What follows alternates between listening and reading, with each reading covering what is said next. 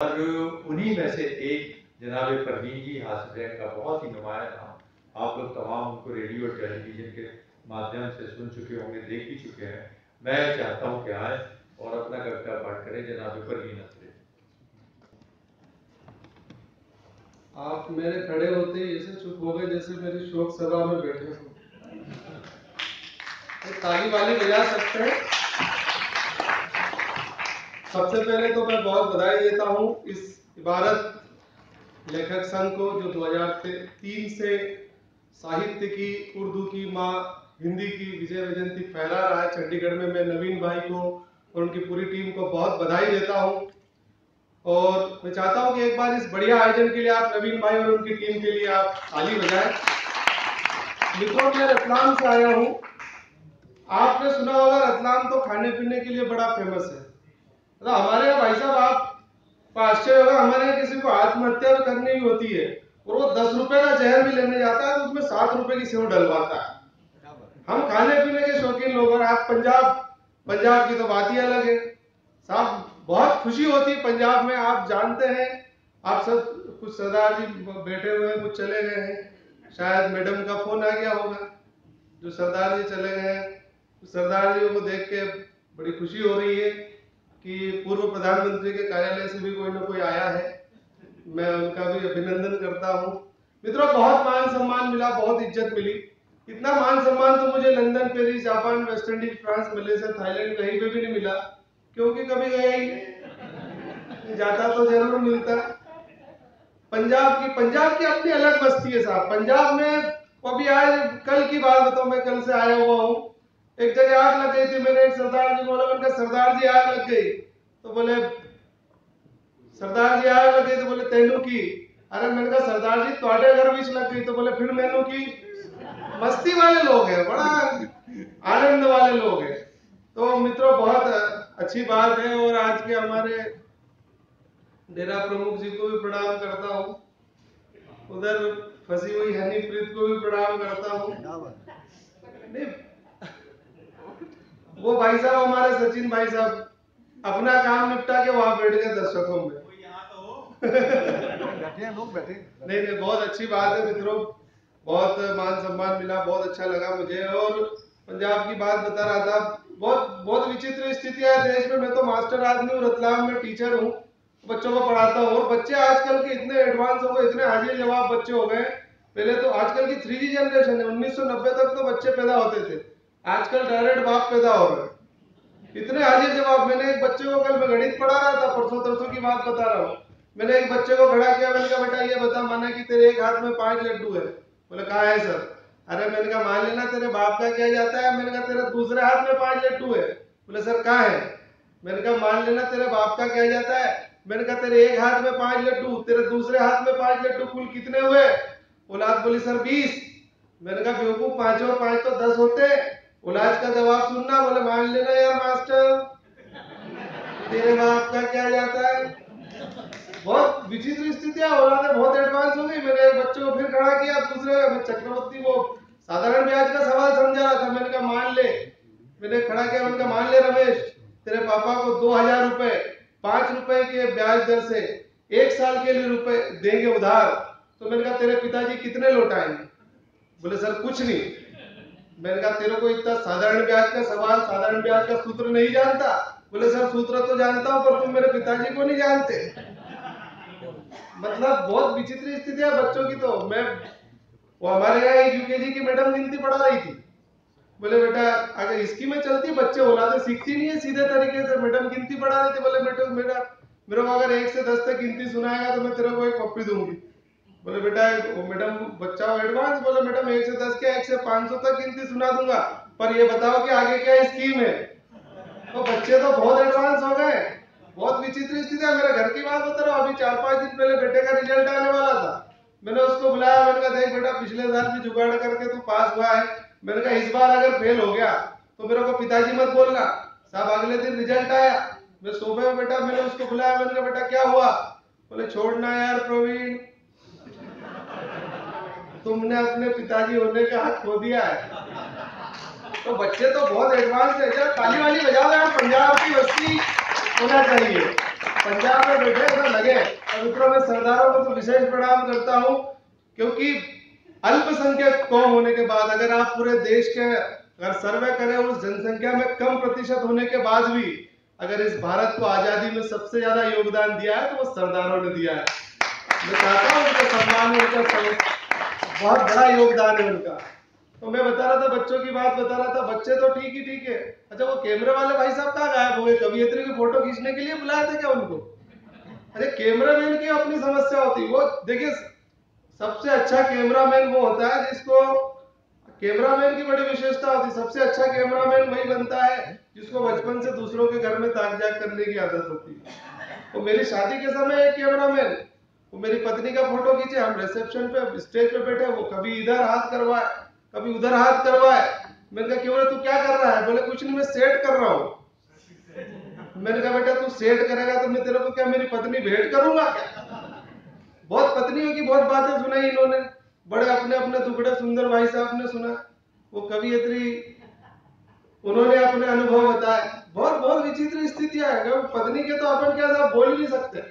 और हमारे यहाँ कुंभ मेला लगता है उज्जैन में, मध्य प्रदेश में सिंहस्थ आपने सुना होगा, कुंभ मेला पहचानते हो? पहचानते होंगे, अमेरिका में थोड़ी रहते हो, आप भी भारत में ही रहते हो। तो वो कुंभ मेला, तो मेरी पत्नी बस में, अच्छा मेरी पत्नी का नाम आपको बताऊंगा तो आपकी हंसी नहीं रुकेगी। उसका नाम है खुशी। और भगवान कसम, जब से शादी हुई है अपना खुशियों पर से विश्वास उठ गया। मैं सिंहस्थ में एक बाबा के पास गया, मैंने कहा, बाबा पत्नी को वश में करने का मंत्र बताओ। बाबा रोने लगे। अरे मैंने कहा, बाबा मंत्र बताओ। बाबा रोने लगे। मैंने कहा, बाबा मंत्र बताओ। बोले, वत्स मंत्र पता होता तो मैं बाबा थोड़ी बनता। मैं दूसरे बाबा के पास गया, मैंने कहा, बाबा पत्नी को वश में करने का मंत्र बताओ। वो बाबा थोड़ा ज्ञानी थे। बोले, ठीक है बेटा, तेरी पत्नी जो भी काम करे, जैसा भी काम करे, उसके हर काम की तारीफ करना। साहब अपन ने मंत्र लिया, घर पहुंचे, खाने की टेबल पे सामने पराठे रखे, अपन ने बाबा का मंत्र याद है कि अपन ने तारीफ करना शुरू की। मैंने कहा, वाह भगवान, क्या पराठे बनाए हैं, कैसे पराठे तो मैंने जीवन में नहीं खाए, क्या स्वादिष्ट पराठे हैं। अंदर किचन में से भन्न करके बेलन आया। मैंने कहा, देवी मैं तो तेरे पराठों की तारीफ कर रहा हूँ। बोले, तुमको मैं 8 साल से दोनों टाइम पराठे बना बना के खिला रही हूँ, कभी मेरी एक बार तारीफ नहीं की, और आज पड़ोसन से 4 पराठे क्या है, तुमको इतने पसंद आ गए।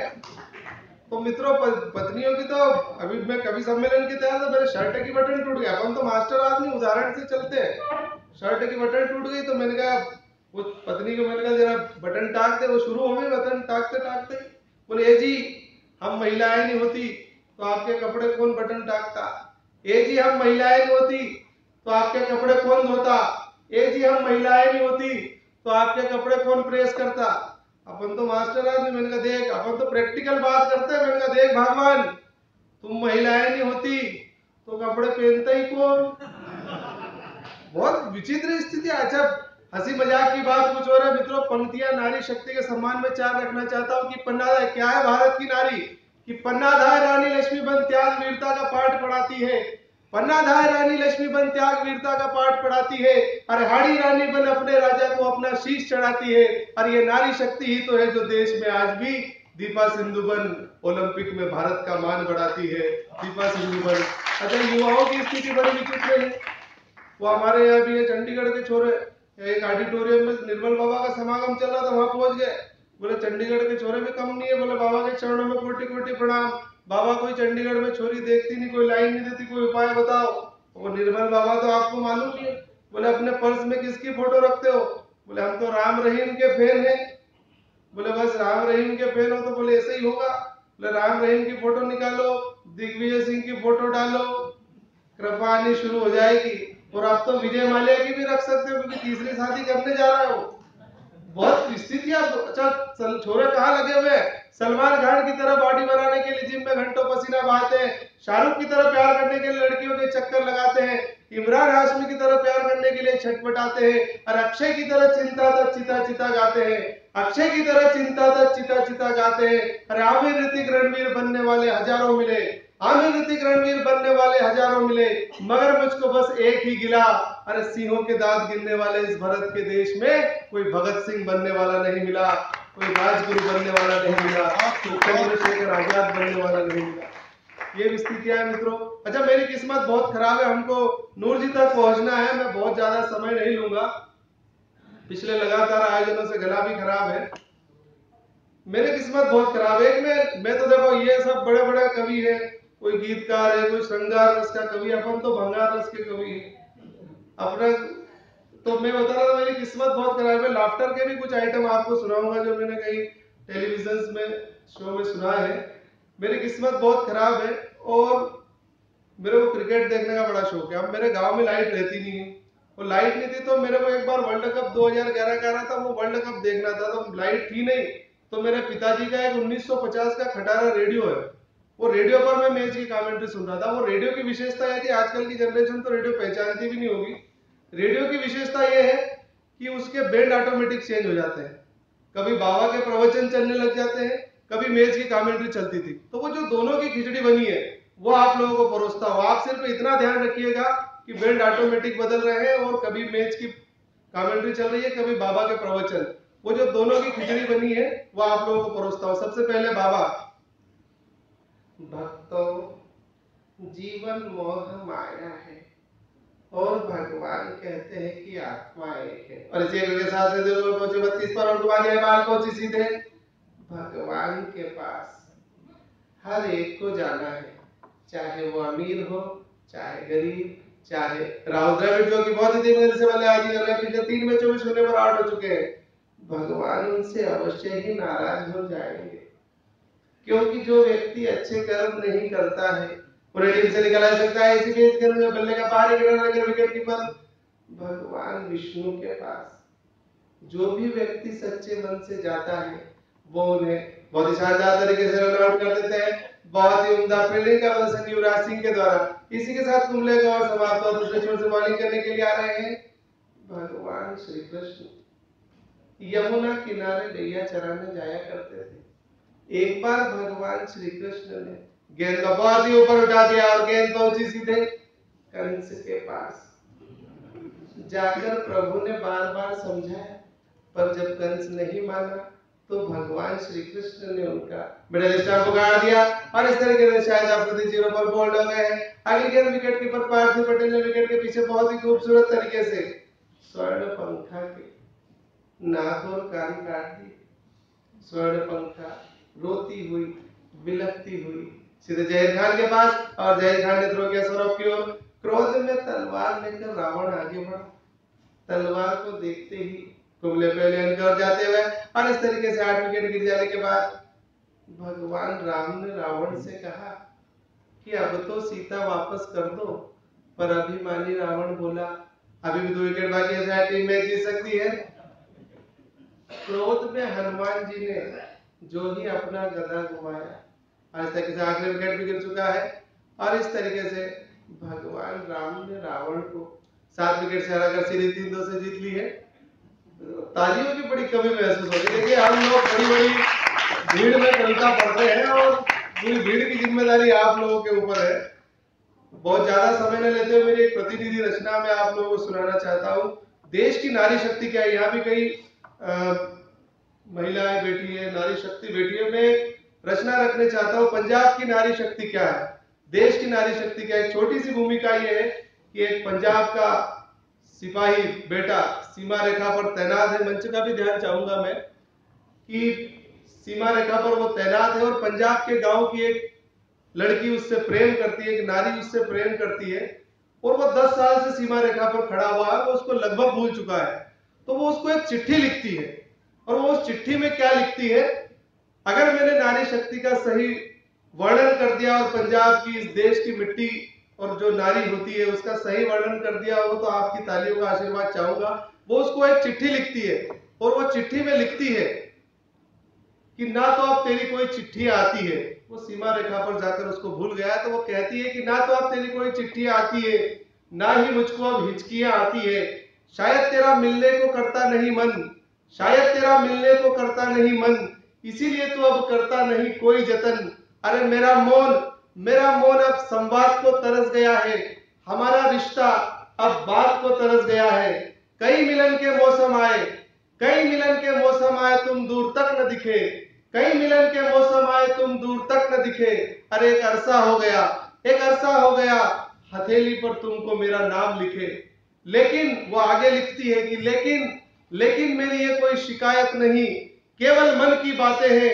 अरे विचलित ना होना तुम सीमा रेखा पर, मेरे साथ तुम्हारी मीठी यादें हैं, मेरे साथ तुम्हारी मीठी यादें। और नारी शक्ति के सम्मान में आप घनघोर तालियां चाहूंगा मैं। अंतिम दो पंक्तियां कि मेरे साथ तुम्हारी मीठी यादें हैं, लेकिन सुना है, वो अंतिम दो पंक्तियां लिखती है कि सुना है क्या है भारतीय नारी का त्याग, क्या है पंजाब की नारियों का त्याग, कि सुना है कि अब तुमने सरहद के वीरों की सोहबत कर ली है, सुना है कि अब तुमने सरहद के वीरों की सोहबत कर ली है। और क्या हुआ जो छोड़ा मेरा प्यार, मुझे गर्व है तुमने उस तिरंगे से मोहब्बत कर ली है, तुमने उस तिरंगे से मोहब्बत कर ली है। ठीक है।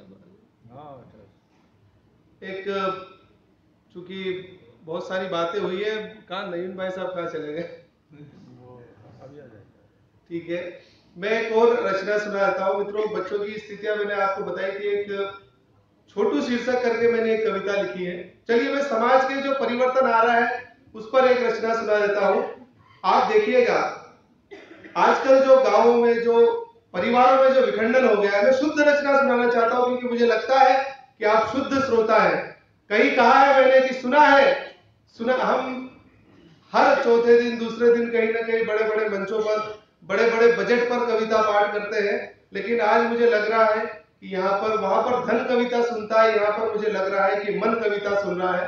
तो मैं आप लोगों को सुनाने की इच्छा है मेरी। अगर आप शुद्ध कविता सुनना चाहते हो तो ऐसे हंसी मजाक और 1 घंटे में कर सकता हूँ, लेकिन मैं चाहता हूँ कि साहित्य प्रेमी लोग बैठे हैं, उनके बीच परिवार में जो स्थितियां आज विखंडन है उस पर मैं एक रचना सुनाना चाहता हूँ कि आज के राम लक्ष्मण, देखिएगा 10 साल 50 साल पहले क्या स्थिति थी। जो बुजुर्ग लोग बैठे हैं वो मेरी पीड़ा को समझ सकते हैं कि आज के राम लक्ष्मण, 2 भाइयों की कथा है कि आज के राम लक्ष्मण जब बहुत छोटे थे, साथ रहकर बहुत खुश होते थे, साथ खेलना, साथ गाना, गले में हाथ डाल के सोना, भूख लगने पर साथ खाना, साथ खेलना, गले में हाथ डाल के सोना, एक के भूख लगने पर दूसरे, बैठ जाइए मेरे प्राण क्यों ले रहे एक के भूखा रहने पर दूसरे का खाना न खाना, एक के बाजार जाने पर दूसरे के लिए खिलौने खरीदवाना। अरे आपस में कितना त्याग, कितना दुलार था, आपस में कितना त्याग, कितना दुलार था। मगर अब जब राम लक्ष्मण की जिंदगियां बड़ी हो गई, आज स्थितियां बदल गई है। आपस में कितना त्याग, कितना दुलार था, अरे दोनों में राम लक्ष्मण से भी बढ़कर प्यार था। मगर अब जब राम लक्ष्मण की जिंदगियां बड़ी हो गई, माँ बाप को वनवास भेजा, आंगन में दीवारें खड़ी हो गई। माँ बाप को वनवास भेजा, आंगन में दीवारें खड़ी हो गई। पहले राम कहता था कि लक्ष्मण आए तब खाना खाएंगे, पहले राम कहता था कि लक्ष्मण आए तब खाना खाएंगे, आज राम कहता है कि लक्ष्मण चला जाए तब खाना खाएंगे। क्या बात है, बहुत आज राम कहता है कि लक्ष्मण चला जाए तब खाना खाएंगे। अरे अब तो राम लक्ष्मण में बोलचाल बंद, दुश्मनी तगड़ी हो गई है। अब तो राम लक्ष्मण में बोलचाल बंद, दुश्मनी तगड़ी हो गई है, क्योंकि बदलते इस जमाने में वसीयत और दौलत निश्चल प्रेम से बड़ी हो गई है, निश्चल प्रेम से बड़ी हो गई है। अच्छा, आदत की बात, चलिए आप लोगों का जो प्रेम और स्नेह मिला, फिर कभी आऊंगा, फिर कभी सुनाएंगे और भी। बहुत बहुत धन्यवाद, बहुत बहुत आभार।